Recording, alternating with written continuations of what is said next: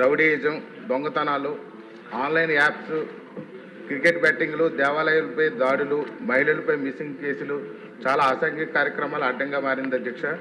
ముఖ్యంగా చూస్తే schools, colleges, యూనివర్సిటీతో సహా అన్ని చోట్ల గంజాయి అమ్మేవాళ్ళు ఉన్నారు. పారాసిటమాల్ టాబ్లెట్, చాక్లెట్లు, బిస్కెట్లు దొరకని చోట కూడా గంజాయి దొరుకుతుంది అధ్యక్ష. యువత అంతా కూడా నాశనం అయిపోతున్నారు, వాళ్ళ భవిష్యత్తు అంతా కూడా నాశనం అయిపోతుంది. ఇలాంటి వాటిపై ఎలాంటి చర్య తీసుకోబోతుంది?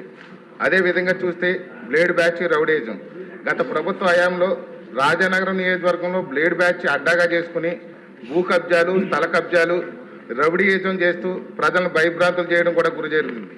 అదేవిధంగా మన ఉప ముఖ్యమంత్రి వర్యులు శ్రీ పవన్ కళ్యాణ్ గారు అక్కడ ఎన్నికల్లో ప్రచారంలో భాగంగా కోరుకొండ వచ్చినప్పుడు అక్కడికి మీటింగ్కి వచ్చిన వాళ్ళని 400 మంది బ్లేడ్ బ్యాచ్, ఈ గంజాయి టీం అందరూ కలిసి అక్కడికి వచ్చినటువంటి వాళ్ళందరినీ కూడా భయభ్రాంతులు కూడా చేయడం జరిగింది. ఇంత దారుణమైన పరిస్థితులు ఉన్నాయి అధ్యక్ష. అదేవిధంగా చూస్తే ఈ మధ్య ఏళ్లలో బంగారం దొంగతనాలు, ఎలక్ట్రిసిటీ ట్రాన్స్ఫార్మర్స్ కూడా పొలాల్లో రైతులు మోటార్లు, లిఫ్ట్ ఇరిగేషన్ సంబంధించిన మోటార్లు కూడా దొంగతనాలు గురవుతున్నాయి అధ్యక్ష.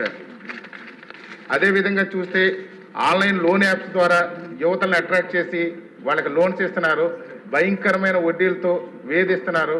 కొంతమంది అయితే డబ్బులు కట్టలేక ఆ వేధింపులకు గురయ్యి ఆత్మహత్యలు కూడా పాల్పడుతున్నటువంటి పరిస్థితులు ఉన్నాయి అధ్యక్ష. అదేవిధంగా చూస్తే క్రికెట్ బెట్టింగ్లు పెచ్చిమీరిపోయి ఈ క్రికెట్ బెట్టింగ్ల వల్ల యువత అంతా నాశనం అయిపోతున్నారు. తల్లిదండ్రులు అందరూ కూడా భయాందోళనకు గురవుతున్నారు అధ్యక్ష. అదేవిధంగా చూస్తే దేవాలయాలపై దాడులు, దొంగతనాలు గత ప్రభుత్వంలో చూస్తే రామతీర్థంలో రాముల వారి దేవాలయంలో విగ్రహాన్ని ధ్వంసం చేశారు. విజయవాడ కనకదుర్గమ్మ అమ్మవారి వెండి రథాలు దొంగతనం గురైనవి. అంతర్వేది లక్ష్మీ నరసింహస్వామి రథం తగలబెట్టేశారు.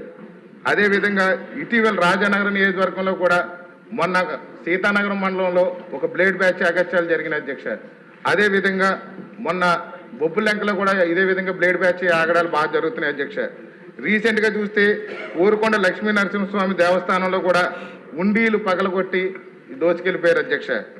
అదేవిధంగా గత ప్రభుత్వంలో వేలాది మంది అమ్మాయిలు మిస్సింగ్ అయ్యారు అధ్యక్ష. ఇప్పటికీ కూడా ఆచూకీ దొరకట్లేదు. ఇలాంటి నేరాలపై మన ప్రభుత్వం ఎలాంటి చర్యలు తీసుకోబోతుంది అనేది నా ప్రశ్న అధ్యక్ష. ధన్యవాదాలు.